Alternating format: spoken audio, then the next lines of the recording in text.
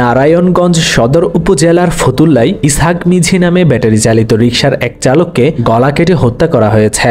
হত্যাকাণ্ডে জড়িত সন্দেহে সোহরাব হাওলাদার নামের একজনকে পিটুনি দিয়ে পুলিশের কাছে সুপর্দ করেছে স্থানীয় লোকজন। পুলিশের ধারণা, রিকশাটি ছিনতাই করার সময় এই হত্যাকাণ্ডের ঘটনা ঘটে। গাজীপুর নগরের পুবাইলে ট্রাকের সঙ্গে ইজি বাইকের সংঘর্ষে দুজন নিহত হয়েছেন। আজ রোববার সকালে টঙ্গী কালীগঞ্জ আঞ্চলিক সড়কের নিমতলী এলাকায় এই ঘটনা ঘটে।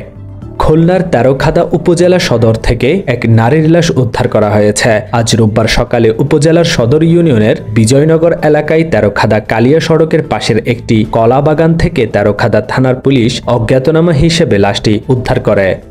ময়মনসিংহের মুক্তাগাছায় মোটরসাইকেল নিয়ন্ত্রণ হারিয়ে ট্রাকের সঙ্গে ধাক্কা লেগে এক এসএসসি পরীক্ষার্থীর মৃত্যু হয়েছে। এ সময় আরও দুজন আহত হয়েছেন। তাদের উদ্ধার করে ময়মনসিংহ মেডিকেল কলেজ হাসপাতালে ভর্তি করা হয়েছে।